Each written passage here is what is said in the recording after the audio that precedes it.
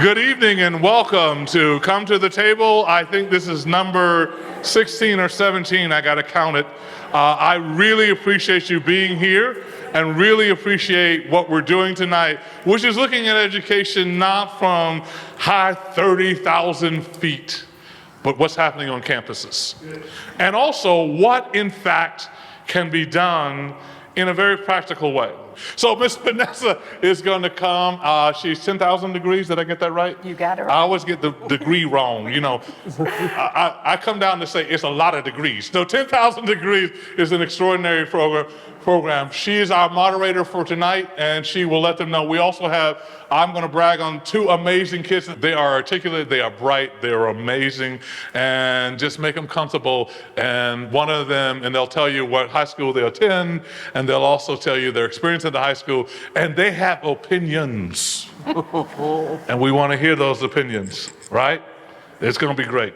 All right, so I'm going to turn it over to Miss Vanessa, who is our moderator for the evening. Who'll introduce people, and it's in your hands. God bless you. Let's welcome Vanessa at 10,000 degrees.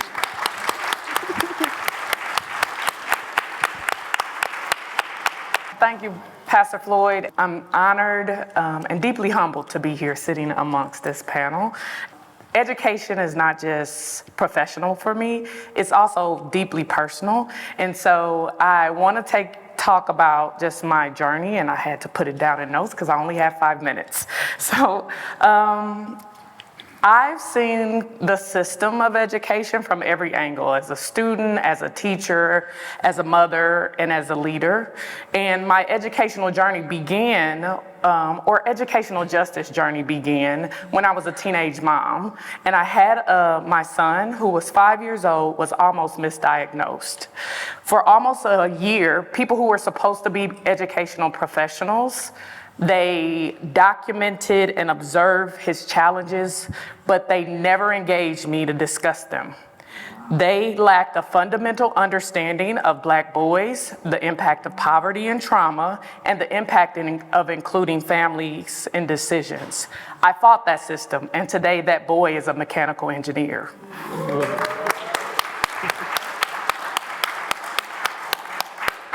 That personal battle actually fueled my professional life. For the next 12 years, I taught and supported students who needed it the most, those with academic, social, behavioral challenges in middle and high school as a teacher. And I didn't just fight the system on their behalf, I also, more importantly, I taught them how to use their voice and advocate for themselves. My work extended beyond the classroom as I became a foster mother, and to two girls who are now strong, resilient adults, and most recently serving as a court-appointed special advocate for youth in Marin County. I've seen firsthand how the often strained and fragmented system impacts young people, not only personally, but academically. My lifelong journey with education even led me to be what I call a career college student. I thought that if I continued to get degrees, I would never have to pay back student loans. It was a dumb idea. So I have a bachelor's, 2 masters, and an educational specialist degree, but it also helped me incur $170,000 in debt. And I realized after my last degree, my master's from Harvard, that I was tired of school. Fortunately, about 2 years ago, I had all my loans forgiven through the public service loan forgiveness. Right. Amazing. But that experience also taught me that educational justice isn't about only access. It also is about many other things, including a financial system that traps some of our brightest futures. This has influenced my work in the nonprofit sector, where I continue to fight for educational justice. Today, I serve as Chief Impact Officer at 10,000 Degrees. For over 43 years, 10,000 Degrees has supported over 60,000 students from low-income backgrounds in Marin County and beyond to help them get to college, through college, and beyond. In my role, I oversee our career team, our volunteer team, our data team, and our data and evaluation team, and our programs team. Really high level, my role focuses on ensuring that we're not just doing the work, but we are also making an impact. And so that we have to making sure that our efforts translate into tangible changes in the lives for the students that we work with. Beyond my professional work, I'm also the proud Gigi to 5 amazing grandchildren who take all my time and money. In my own story and the story of the students that I've worked with has taught me anything is that it just takes one person. Aside from my parents, that person for me was my high school counselor at my continuation school. I was 17 with a baby and felt like my future was already written. She looked at me and she said, college is still an option. And she not only said it, but she actually showed me how to get there. Caring adults who simply believe in a student's potential are the most powerful and transformative factor in education, which is why I'm excited and humbled to share the stage with this panel. Today we have 2 amazing educators and 2 wonderful students who will share about their journey. So I will stop talking and turn it over to Ms. Jewel to introduce herself.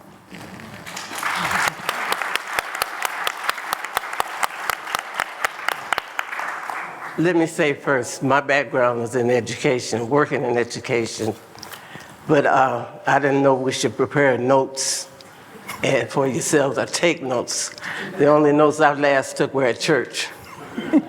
But anyway, you got a hand on me, both of you. My name is Clara Jewel Barrow. I go by Jewel. I worked for the Tamalpais High School District for 48 years. I retired in 2016. In 2021, a building was dedicated and named after me.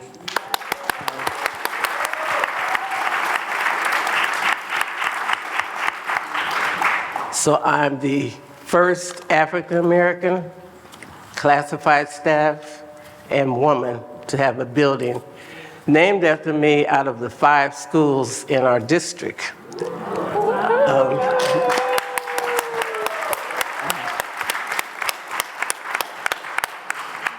And I think I need to say, I don't want to get confused because Drake High School, the former Drake High School, Archie Williams High School, is named after an African-American male who I worked with here in Marin City at times in the 70s. Archie obviously was well-known and well-liked. He taught at Drake for them to name the school after him. So he had a school. I got a building. So I'm really still in awe about that. I worked with so many kids over the years. I stepped in for parents. When I first started, I worked at Project Breakthrough, part of Marin City's educational vocational school. Lanny Berry, who worked out at the district office, an African-American man who was a juvenile officer at the time. He was working at the district, and he started this program to motivate kids in this community and help them to inspire to get a good education. Excuse me. He hired me and 2 other youth and 2 adults to work together, and Tina Washington, who's sitting here, her mother was one of my co-workers. So that was my start in working at TAM, and my job was to be liaison between the school and the community. I stepped in for parents at meetings because parents couldn't make it, or either they really were afraid to be in those type of meetings because they didn't know the language. And so they were scared, timid, so I did attend a lot of meetings for them, and I attended a lot of meetings with them, encouraging them, showing them that they could sit there and speak up for their kids and be a part of their lives. And so the first 7 years were great years in that program. When that program folded, I had several different jobs. I worked in the attendance office, I worked the switchboard, if any of y'all know what the switchboard is. But that's the place where you sit there and the phone calls come in. Well, the phone calls come in and you sit there and you push cords and boards back and forth. You answer, you pull them out, you hang up here and all this. So I loved it. So I did that. I worked at a attendance office. I was a paraprofessional. I was a mentor.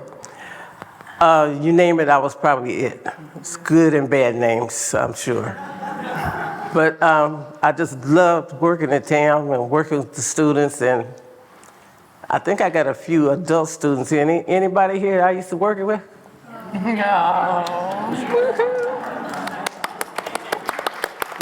Go ahead. You're raising your hand. That's it.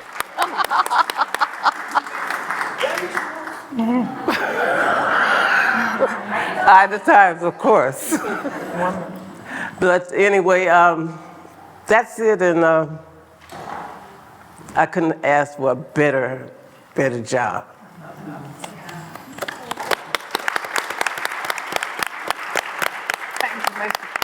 Thank you, Ms. Jewell. We'll go to Aaliyah next. Hi, I'm Ilea Crane. I go by Ilea, and I'm 15-year-old, and I'm going to TAM. What was the question? Just you're introducing yourself. I've been in Marin City for 4 years. I started here going to summer camp, or as we know, Play Marin with Coach Paul and them. For my 8th grade year, went to MLK with Miss Trellis, amazing person. You have my heart. She taught me a lot, and when I kind of transferred over to TAM was kind of like an exciting place for me to go because, you know, like everywhere in Marin City, they're like, oh, we have Redwood, but TAM is kind of like a home place for the kids out here. So I went into TAM with my head high, and I met all these amazing people and teachers, and I really had an amazing time. This year, my sophomore year, wasn't kind of what I expected. I feel like I kind of was expecting like, oh, the same thing's gonna happen that happened last year, but you know, over time stuff changed. So they switched up like the buildings, we have portables now, but I kind of feel like they kind of affected some of the African American children at TAM recently because we had a group called BSU for the Black students to go to, and you know, because a lot of the students that went to MLK didn't get all the education that they needed. There was a lot of teachers that were leaving, and so we kind of came in and we had help with Coach Paul and them because they were there when we were in middle school and they know our grade levels and what we need help with. And this year we had a battle, and they said like Coach Paul and Miss Tate can't, you know, help us anymore in BSU. So now we have a new, you know, teacher or director for the group, which is Mr. Kyle Jackson, and he's kind of new to everything. So the support that we're expecting to get and that we're urging for or needing because we're getting older, it's not really there because he doesn't really understand what our children go through. So I feel like this year, us kids are trying to work amongst ourselves and with each other in order to, you know, build up to this expectation that we're supposed to be at and that we're struggling to get to. So that's it. My name is Ilea, and it's nice to meet you. And as you can see, we're jumping right in today, and Ilea didn't mention that she is also an actress and does performing. So I'll throw that in and embarrass her a little bit, and we'll move on to Nasir. Okay. So my name is Nasir Davis. I lived in Marin City for basically my whole life, jumping back and forth between Marin City and parts of Oakland. So I do feel like I have a more personal connection to the city, and I hope for the better in general. I also have my grandma named Nancy Johnson. She, as it sounds, y'all may know her. And She helps a lot around Marin County. She recently just got her name put in the Women's Hall of Fame. Yeah. So I'm very proud to be part of this family and live in Marin City for my whole life. I also go to Tamalpais High School.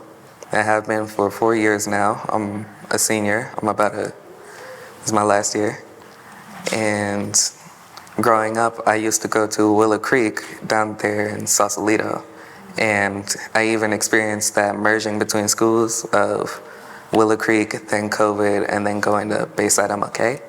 So I kind of feel like I have somewhat of a rundown of what's happening or what's been happening recently and how the kids and people around me feel about it. I don't really know what else to say though. That is great. That's great. Thank you, Nasir. Nasir was great at one of the focus groups that they had earlier, and we are looking forward to hearing more about his experience. And I'll turn it over to Ellen to close us. My name is Ellen Franz, and I have worked in the Sausalito Marin City School District since 2002. First, I was an elementary school teacher and working with second, third, and fourth grade, mostly on a loop, so I got to work with students multiple years. And then in 2013, I ended up applying to be the art teacher because we were going to get a third art teacher in 3 years, and people said, do you mind if I do this? People said, you need to do this because you know the students and you know the community, and you should, and you'll get to work with every single child in the school. And I said, but I can't draw. But I had done enormous amounts of arts work with my elementary classes. So at that point in 2013, I shifted to being the art teacher and working with every single child in the school up until December of 23, when I retired from the paycheck, which means I stopped getting paid, but I'm still there 4 days a week volunteering. So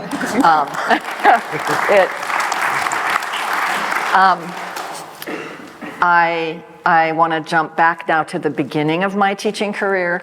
I started in 1982 in Vallejo. I was hired in the Vallejo City Unified School District. And I look at that as one of the most important things that happened to me as a teacher, because a young white teacher, I had done student teaching in Vallejo. I was beginning to know the community. It was much more diverse than when I grew up in outside of Sacramento in Fair Oaks, where it was basically white kids, me, other white kids. And Vallejo had a teacher education program, an in-house professional development program that you were encouraged. There were things you had to take, but then there were things you were encouraged to take. And right away, I remember Leola Burton, next door to me, first day of school, she comes and says, I'm here for you. And then other Black educators and people in the district office began to talk about the programs that were available specifically to support white teachers, which make up most of the teaching force, to learn about African American culture and language, and how just the kind of language I could use in the classroom would inadvertently back kids into corners. I was educated, and I wonder now if that education is continuing, and for how many teachers are missing out on the opportunity to learn what it is you need to know as a white educator working with kids who do not look like you and who grew up in a different cultural circumstances than I did. That set me on a course. I was in Vallejo for about 20 years. 10 of those years I got to be a staff member at the Professional Development Center. And so that meant that I got to work with teachers all over the district. I got to work in the district office, which I'm going to come back, well, not in the district office because it was a separate program, but I got to work with people in the district office. So I learned how district offices work in a medium-sized school district, not huge, but 22,000 kids. And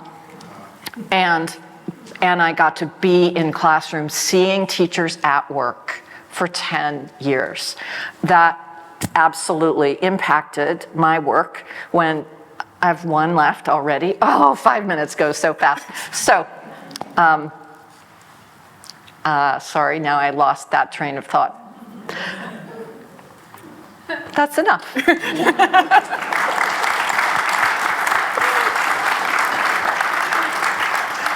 Well, thank you. And I think that really leads into the first question that I want to ask, which is what really defines a good experience for students, school staff, administrator in schools? Like, what makes an experience good? And I'm going to start with our young people first. But as you were mentioning, one of the things that really helped you was the training programs where you were able to learn more and look deeper into just other people's practices and things like that. So Aaliyah, from a student perspective. Who wants to go? Oh, you want to? Yeah, I go. Okay. Yes, I can say a question though. You want me to repeat the question? Yes, please. What makes a good school experience from your perspective? I think what makes a good school experience is connections with the teachers and the people that you're going to be around, especially since you're going to be around them for who knows how long. It could be 2 years, 4 years, 7 years like it was for me at Willow Creek. You never know. So I think it's very important, especially since they're the people that's going to teach you and prepare you for the future. So, I think making those connections with students, whether it's like getting buddy with them or just knowing how they work and how they flow or like what type of learner they are, things like that, even if they're small, goes a long way. Because I've had a couple of teachers where they're not necessarily bad, but they don't connect with me. They don't get the point across of what they're trying to say. And I had other teachers, like even right now, where they know where I'm coming from, they know how to talk to me, they know how to encourage me to get work done, and they also know how to explain it to me. Mm-hmm. So they can get a point across, and I've been talking to that teacher ever since I met them my freshman year of high school. And feel free to shout out that teacher's name. For sure, Mr. Wetzel. Okay. Mr. Wetzel, yeah. Great. That man is a math teacher, and he still made math fun for me. I was able to do geometry last year, and no disrespect to the geometry teacher I had, but it was harder for me to understand what he was saying. It wasn't bad, but me being at the back of the class and, just not really understanding how he was trying to teach. There's some things I understood, some things I didn't. But the moment I would go to Mr. Wetzel, he would be like, come on, dude, go ahead and sit down. Get your pencil, go ahead and make your popcorn. He had food, so that made it easy. So it would just feel like home. Even my friends and I would just think about how comfortable it was in Mr. Wetzel's class. He would pull out a Christmas tree and put the lights up in his old room. He would have a fridge full of food that we would get with Bridge the Gap. He would have water and things for us to do. Sometimes there would be events, and it was just like a nice, comfy area that we could go to any time. Wow. He never said no. Mm-hmm. He always accepted us, and he always made sure that we had our work done. Mm-hmm. So that type of connection was easy for us to actually be students in a school. Mm-hmm. Thank you for sharing that. And shout out to Mr. Wetzel. I saw when you were able to name him and then just talk about how your whole body changed. And that speaks a lot to what he's put in, not just academically, but you talked about the personal touches that he's made that's made you comfortable with working with him and wanting to learn in his class. So thank you for sharing. What about you, Aaliyah?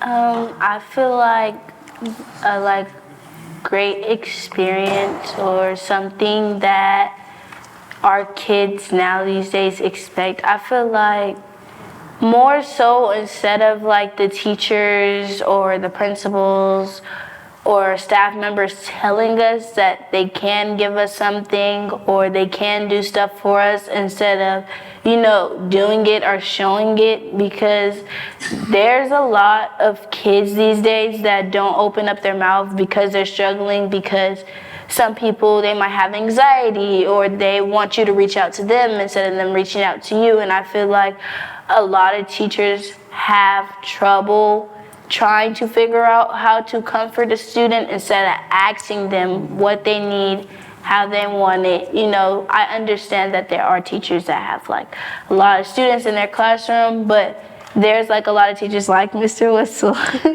that just take their time to get to know each student individually. So it's like for Mr. Whistle doing that, he's shown how good and how caring they are at TAM and how much effort they really want to put into their students' careers. So I feel like for a good experience at a school or for a teacher to help a student is more so just trying to get to know them personally instead of showing them what you can bring and give and just allowing it to happen and flow through. So. Thank you. And just reiterating, both of them are talking about caring adults that cared and believed in them and took the time to get to know them. Would love to hear from Ms. Jewel and Elena about, from the student perspective, from staff perspective, and what you think from even administrators' perspective, what makes a good experience? Well, I would say a caring person. I think Wetzel got that from me because I was the only one on the campus that had cup of noodles, water, candy, hot sauce, you name it. They came to my room to get it. I'm glad Mr. Wetzel did that because he's showing how he cares and wants the kids to be comfortable. And, he just has that caring way. I've known Mr. Wetzel a long time, so I'll pat him on the back for that. But I see an experience that I keep in mind is just getting a kid through high school to graduate. That's just a starting point in their life, the graduation from high school. And just getting them there in itself is big, it's huge. Because, our kids usually come in 2 and 3 grade levels behind. So we have to work harder to keep them from falling through the cracks. It's no easy solution when they come in there like that because they go into a science class and they're listening to the teacher and it's a foreign language to them. They've never heard these words. They don't know what this teacher's talking about. So that's a turnoff. So that makes them not want to go back to that class. Mm-hmm. But we have to encourage them, you have to stay in and you have to fight. If you want to get here, you have to jump this hurdle. And it's hard. It was hard doing it, but I graduated so many times from Tampa High School. Getting those kids through was just something big for me and for them too, because they showed the appreciation for getting that part, and a lot of them went on for higher education, which I really, really appreciate them taking that chance because college is not for everybody. And we need more trade schools kids can take advantage of because everybody doesn't want to or really don't feel like they can handle the college track. So therefore, any student that, if he don't go to college If he gets a good job and is able to take care of himself, he's successful. Yeah. So, And Ms. Jewell, could you add on, is there anything that helped to make your experience as a staff person a good experience in the school? the fact that they gave me my leeway, I did my job my way. They gave me the leeway. I had a classroom which was, I was told, illegal because I didn't have a certificate. But I had a classroom where kids came in and they got food and they got the help. Teachers sent the kids to me to keep them, send them to the office and get in trouble. Or they sent them to me to do their work, or they didn't do their work, they sent them to me. I had leeway. I could do it my way. And one of the biggest things that really helped me for years was Trellis Condra. She worked at MLK, and she would enlighten me to the type of students that are coming in and their parents and how to deal with them. So working with her made it much easier for me. And like I said, the best experience is watching them graduate. Yes. I hear you graduated many times. Many times. All right, Ellen, do you want to talk from whatever perspectives you like to speak from? What made it good? What makes school a good experience? I could not agree more with the idea of connection. You used that word, and that my work as an educator is to build those connections over time and to earn trust, to prove that I am here for you as a student, you as within a family, you within a community, and that we all stand together surrounding our children. Nothing is more important than that, right? And right along with that, Pastor Floyd, you said, I believe it was, work with, not against. There is so much humanness that goes on in all schools, but I think particularly, I'll speak to Sausalito Marin City for a minute, particularly in this tiny place, very complicated. We have so much of what I think of as a pernicious, vicious circle where in our humanness we work against each other without meaning to. Everyone's intentions are there to make a difference in the lives of students, and yet we end up with 7 superintendents in 11 years, and I bet you've all seen those charts where there are arrows going all different directions, and people say, we all say to each other, well, we need those arrows to all go the same direction so that we're all really focused on working with the children and making sure that their experiences are world-class, exceptional learning experiences that guide them in the direction of their very bright futures. It's easy to say it, it's very hard to pull it off, and that gets in the way of our serving our children. Thank you for sharing that.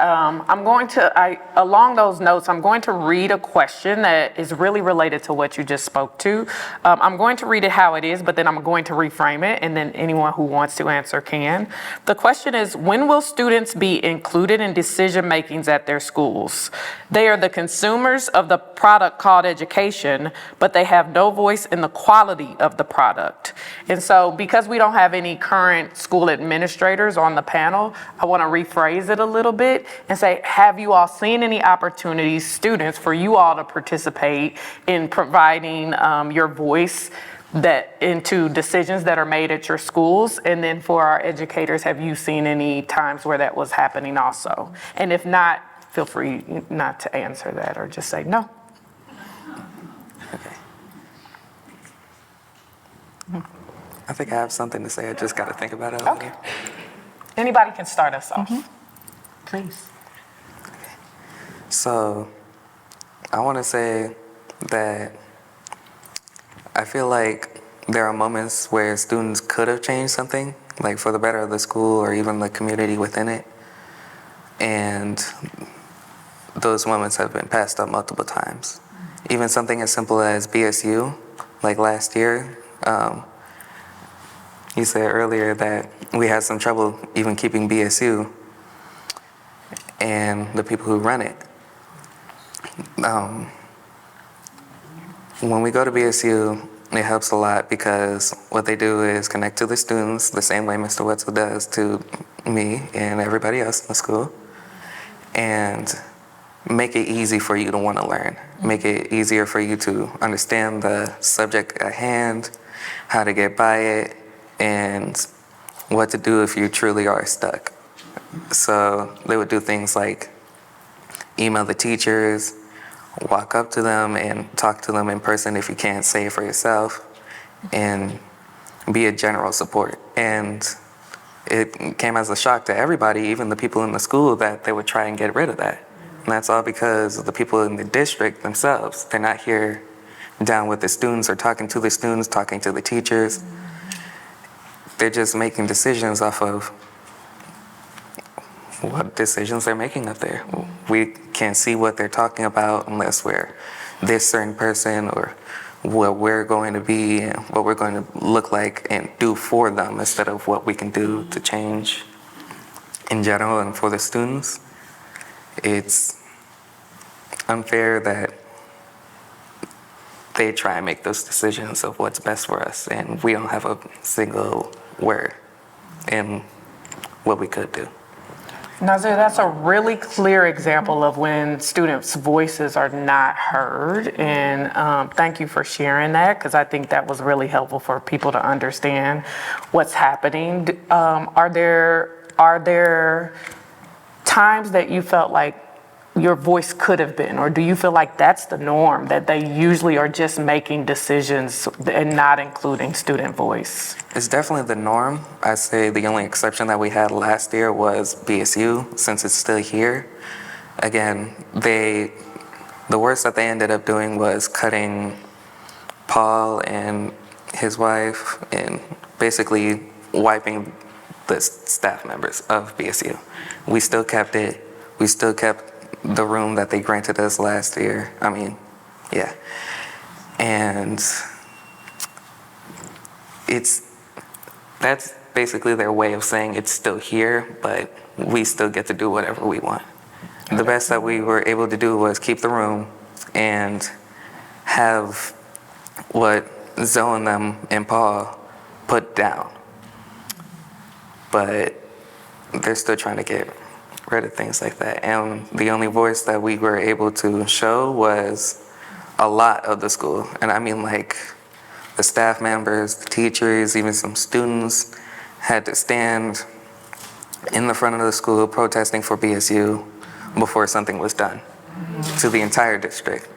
Great. So that's more of they heard the students' voices reactively. They didn't come to you to ask an opinion before the decision was made. Okay, thank you for sharing. even then they ended up going their own way. Did anyone else want to add on? It's really just add on, honestly, but I really do agree with Nasir because like he said, there's multiple times that there was given to us where we could have said something, but I feel like the kids chose not to say anything because they knew the outcome. What's the point of going and trying to go on a fight for something when we know at the end of the day it's not up to us?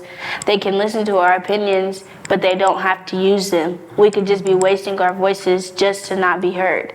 And I feel like that's a lot of the kids' mentality right now, to the point they're just like, who cares? I give up. Like, there's no point. Ain't nothing gonna be fixed. Like, we've been fighting for this years. And I feel like the one time that really all of the kids came and said something was for BSU, because we were being accepted for who we were and how we needed help and how we were different from other people. How, you know, there's some kids who have IEPs, or there's some kids who have less learning disability or dyslexia, and there's a lot of kids that are have to be taught in different ways, and I feel like kids that came from MOK, they didn't get all the education that other kids did in middle schools, to where we needed a certain amount of extra help or extra time or more breaking down or explaining certain situations because we didn't have the higher ability of understanding what our teachers were saying. So I feel like that was the only time where we really said something, and they kind of proved us wrong, but we're kind of in the mindset, okay, we're able to keep BSU.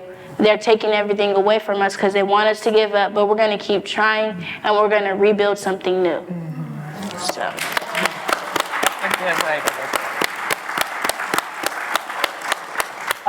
I'm going to switch it up a little bit for you all's question, because we've really heard about what's happening now. Have in the past you have seen programs or opportunities that worked really well where students' voice were included? And if so, what happened to those programs?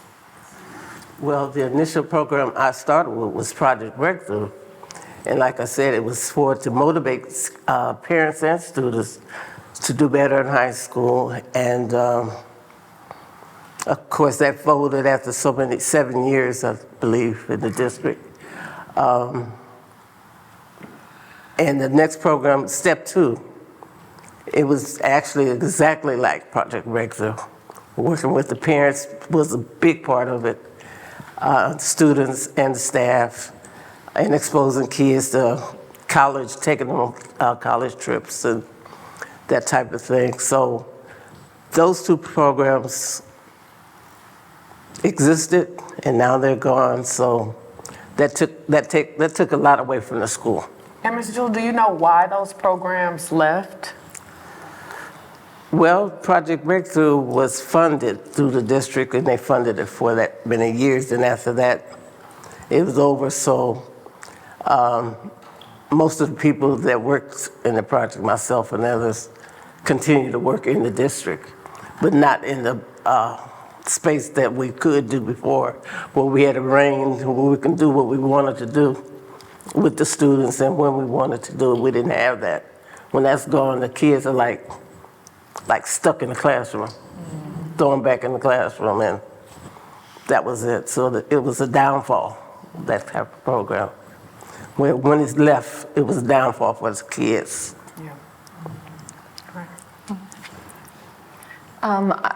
I would say, and one avenue that has come and gone many times is student government for, I think, 3rd grade through 8th grade, not the tiny kids, but student government has begun again this year, and the student government is involved in a food pantry, and the multipurpose room at Phillips campus is full of food that has all come from the organizing of the kids and their work, taking ownership as a student council for what they want to bring forward and work on. So that's kind of the easy answer, but I think there's more to it, and it's about how staff members interact with students and how many of us really listen to students and elevate student voices. And I want to acknowledge some people who are in the room right now. Dr. Shirley Thornton, who is so clear, listens to kids and going, yes, and. It's always yes, and. Trellis Condra, who always listens to students and helps elevate their voices. LaShawn Holcomb, who has begun Griot Theater to lift people's voices. Ida Times Green, who listens to students and helps educate teachers, and helps all of us be better listeners and clear about building relationships over time that help guide and push. One of my mantras with students was always, yes, it's my job to be pushy. I know you hate me right now. I understand that. My work is about your future, you and your future, your very bright future. We must have you in this world doing the work you have come here to do. And I'm sorry you hate me right now. But having both of those and having people who are listening to students, it doesn't always have to be a program. It's about an attitude, a way of being with, it's being with as staff members, and not just, oh yeah, the kids are, oh my goodness, my job would be a lot easier if the kids didn't come, you know? All right, thank you. I think one of the central themes we keep hearing is those caring adults and the impact that they are able to have on policies, on what's happening. And maybe some of the parts that are missing is that feedback loop going back to the students of like, I'm out here advocating for you also, because you all have mentioned you have caring adults, and I'm sure there's adults you may think of now that even in the BSU incident may have been side by side with you or advocating in rooms that you aren't in, but obviously we've heard a lot that there's more to do and not enough caring adults that are doing that. This question is for the students. Has your Marin education prepared you for next steps? And if not, what could have been done better? I'm so sorry, can you repeat that? Has your education, the education that you've gone through so far, do you feel prepared as you go on to next grades, as you all are thinking about your steps after high school? Do you feel like your education that you've gotten so far has prepared you for those next steps? Yes and no. I think I'm going to explain that a little bit more so you can kind of understand where I'm coming from that. I say yes because the work is more upgraded. It's something we've never seen before. It's new. We're learning it, but I also would say no because there's a certain amount of subjects in the entire school or like in the district that there's certain subjects that are just like really hard or kids can't catch up on or to. Like, for instance, there's a lot of kids at TAM that are struggling with physics and English because there's like less teachers, or they reteach the same things, or they give out too much work and overdo their job. And there's a lot of kids that don't get work turned in, and there's a lot of kids that have bad grades, and there's also a lot of kids that do have good grades and have understanding, and they have kind of an easier way of getting the education and the work that they need. So that's why I say yes and no. Okay. What would you say if you could say one or two things of what you would say they could do better, what would you tell them to do differently or better? I don't really know how to put that in words, but for an example, like, how teachers say, like, raise your hand if you need me to explain it more or break it down easier. I feel like a lot of teachers don't do that at TAM.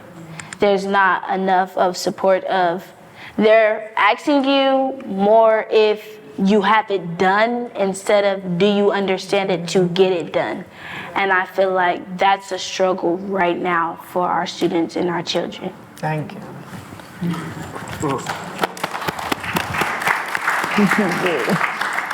And what about you? Do you feel like your education so far has prepared you for next steps? I'd say by the minimum, because they have the basics down. I want to put it in track terms. Okay. So they taught me how to get ready to run the lap, but they don't know or tell me how to do my form correct, so I don't trip up and stay stuck on the track while everybody runs by me. That's happened quite a few times, and each time I had to do something instead of somebody picking me up. I had to pick myself up and then keep on running instead of having somebody, preferably the coach, come and get me off that track field. Or at least teach me how to get my form straight, run straight, or know how to do curves. Yeah. All right. Thank you.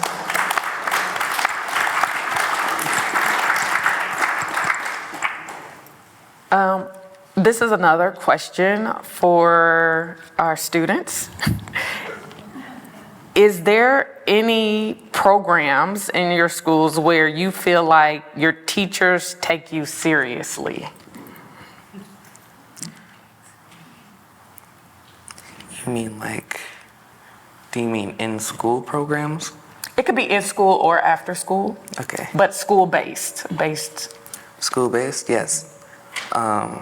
Things like Bridge the Gap, 10,000 Degrees, Avid, those have all helped me, and 10,000 Degrees and Avid have helped me specifically get ready for college. And Bridge the Gap, I've been in Bridge the Gap for years, ever since first grade in Willow Creek. So they've been helping me a lot too. And I feel like those adults do take you more seriously, because not only are you there for the after school program to help you learn or do homework, they're also here to make sure that you're all right. They do treat you like a second family while you're there.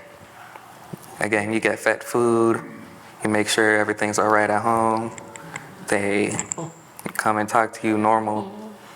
And it doesn't feel forced. It feels like they're having a human-to-human conversation, not I'm in a suit, I'm being professional, are you all right kind of thing.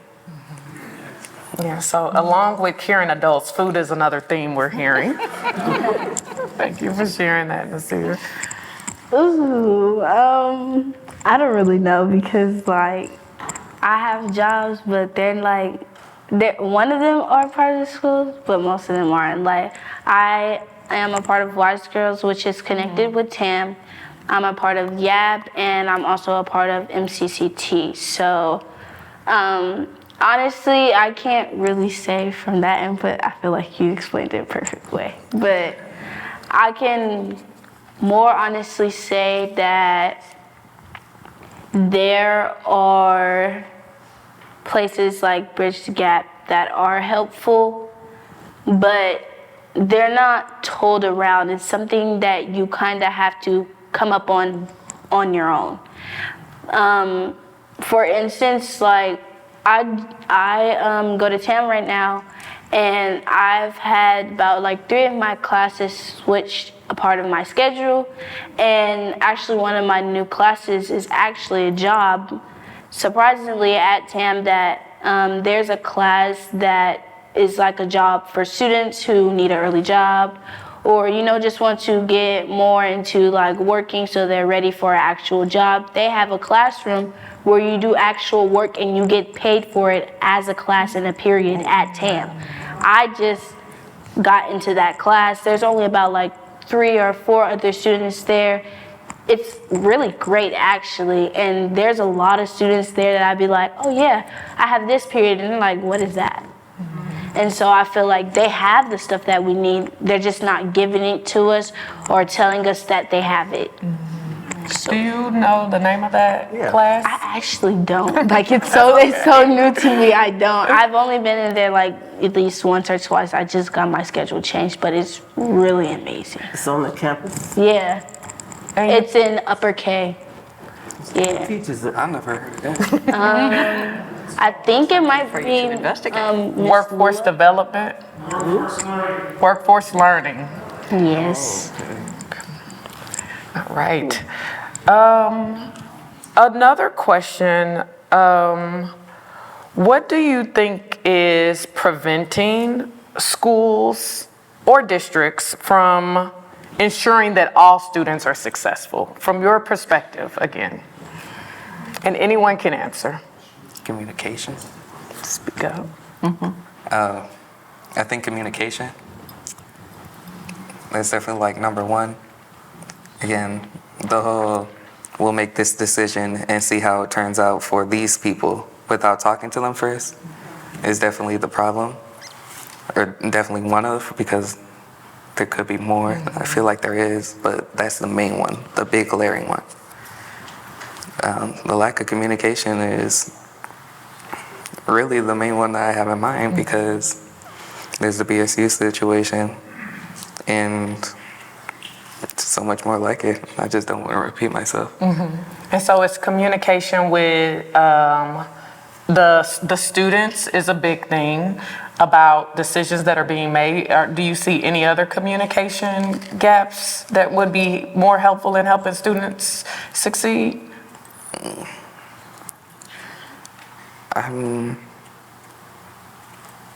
I want to say teachers, but there's so many people and teachers that you can't just say it's this problem for everyone.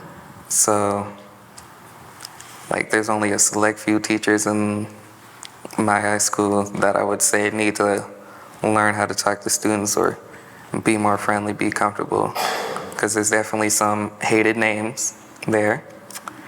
And We don't want you to say those. So. yeah. I don't think they want to be up here either. There's definitely those names, and that's an issue, especially if it gets widespread throughout their school. So the way they're communicating with students is the issue. It's that and how they go about things. Again, teachers within problems within their own class, problems that they cause, or things that they don't know how to handle and end up making worse. Yeah. I hear you agreeing. Did you want to add on to that? Nah, I don't Okay. know that. Okay. Let me just add the division that I've seen over the years is, for instance, Dr. Martin Luther King School District. The division is, I see, the board leaning, one group wants to lean this way and one was that way. Here we have a building on here that's built, a brand new building basically, empty. And they're building a new school in Sausalito. And all the kids are there at school now, and there's 280 kids, about 280 in the whole district.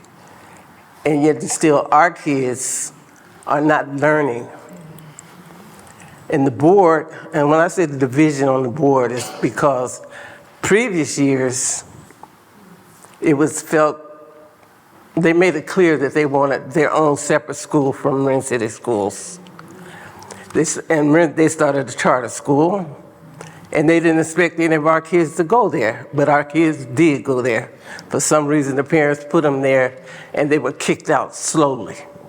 And I have a nephew that was at kindergarten, got kicked out, because he was fighting his cousin. These are kindergartners. But this was what was happening, and it happened many times. And I think, like I said, they built their charter, they had the charter school there because they thought all the Marin City kids would stay here. But it didn't work like that. They went and invaded in their classes too. And so the board, here we got a board that's going Sausalito way, I put it that way. Then we got some that's wants to bring the Marin City kids in. But the division, is what, 3-2? So you lose out most of the time if you get the minority. So the kids are the ones that got hurt, are getting hurt, and are hurting. They're still coming into high school 2 and 3 grades behind. And it's hard to catch up or be comfortable in the class when you don't know what your average other student knows. And when this is going to change and how it's going to change, I really don't know, because if I did, it'd be working. But someone has the answer, and I hope they come up with it real quick, because we're losing our kids. All right. We only have a few more minutes, so if you want to add anything onto that, and then I'll ask a last question for everyone. Thank you, and thank you for all of your words. And I'd like to build on what you said, Ms. Jewell. because I see, so there's one aspect I didn't talk about in the introduction, which is that I wasn't just a teacher. In the Sausalito Marin City Schools, I've also attended virtually every single school board meeting since 2001, which, no, it's so I can look at what's happening at the school day to day, and I can look at what's happening more largely. And our district, I see this pattern of we get a certain distance and then things come unglued, and it's the kids who suffer. And I want to just talk about a couple of highs and lows that I think it tracks. Part of what we've got to get in our district is that this upper level stuff has huge impacts on our students.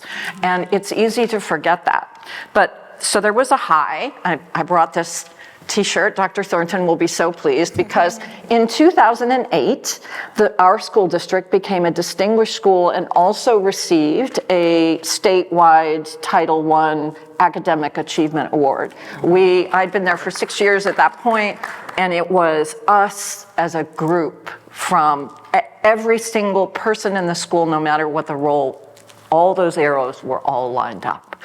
And then things began to shift. And a real down point was in, I was in the middle school art room at Phillips Drive in Marin City. And I was working with a group of students. We were a tiny school, Bayside MLK by then. While you were at Willow Creek, I was over there at Phillips campus. And I was working with maybe 4 or 5 kids. Maybe they came at lunch or something. And one of the students, because middle school, you're big, one of the children said, well, we're the losers. We're the losers. And I said, what are you talking about? And she said, we're the ones left here. Everybody else, anybody who could get out, got out.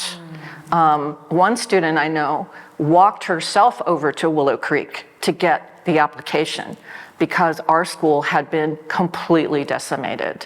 The superintendent had come in and said, at that time, you want art and music at this school? Raise the money yourself. He went to the counselor. We had this amazing counseling program that was 3 years in the making. She was stunningly good at her work. And he told her the same thing. You want counseling at this school? You want this program? Raise the money yourself. Mm-hmm. So that's an example of what's going on up here is affecting our children. Mm-hmm. And it just keeps, we keep, so that's like the lowest of the lows. Now, go forward several years, and all of those children that were in that room with me talking about being losers have graduated from Marin Catholic, San Domenico, TAM, Redwood. So we pulled together as this tiny little school that was decimated, and here they are in college now. So it is possible to go from the lowest of the low. But the pattern of has got to stop. And one concrete way that I absolutely believe we can be really, we're on a good trajectory, and we still have a major divide going on that is causing difficulties at the school level. And I said at the beginning about how I worked with people at the district office, and the reason I mentioned that was because I've worked in a district office with district office people where there were many, many, many schools. And people in a district office who have worked in many, many, many schools, you can't be out at schools all the time. You're not knocking on doors, you're not making phone calls to parents, it's a very kind of particular position. Mm-hmm. And the district office that we have currently, all of the people have come from that from a very large place to a tiny little school with 280 students. And so one of the things that I've heard our superintendent, who has very strong intentions and is working very hard to support kids, but she comes from that perspective of district office to our tiny little district. And if you build that and you stay there, then you don't build the relationships that need to be built. The arrows are not always going to go the same direction. And unfortunately, the temptation is to fall into, well, these are my people. Yeah. And then people at the school are saying, these are my people, and in our humanness, I said that before, in our humanness, it becomes working against instead of working with, and our kids suffer. Thank you, Ellen. All right. That time went by really quickly, but to close us out, would like for everybody, really briefly, one sentence to say, what would you want those in the audience to know about Marin County Schools? You're asking the audience? No, I'm asking the panel to tell the audience what they would want the audience to know. Anybody can start. I say, I want people to listen to the students more, just in general. Thank you. It may seem simple, but, Speak up a little bit. oh, sorry. I say speak to the students. Although it may be simple, it's definitely the most important, since you're the ones that are going to make their future. Thank you. Thank you, Nasir.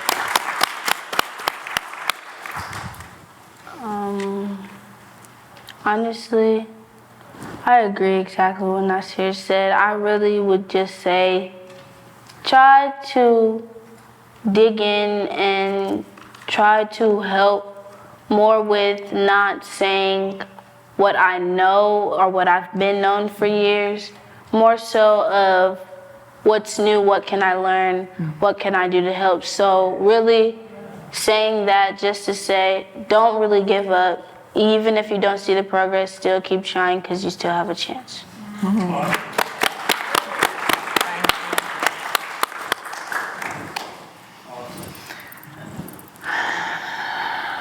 My mind, of course, just went blank. And remember, really, really quickly, because we're already out of time. All right. Okay, if we're already out of time, I think I've be with and listen to students and the people who are caring and guiding and working with them. Thank you. Well, I would just say, in the district, there are a lot of caring teachers. There, lots of caring teachers, and they're willing to support the kids, but don't know how in some cases. I would think the younger teachers would be on the level we would have to train them, but some of them you have to train too. But this will always be a part of my life, and I'm always on top of what's going on in town, even though I'm not there, and I still have connections with teachers in district office, parents that the kids are going through. So we have a good school district. We do have a good school district. All right. Well, I want to just thank everyone. And So let's give them a hand clap and let's thank them all. Let us also take the time and especially thank the moderator, Vanessa, for come on, put your hands together. Dr. Vanessa. That is hard to do. Do not run from each other. Talk to one another.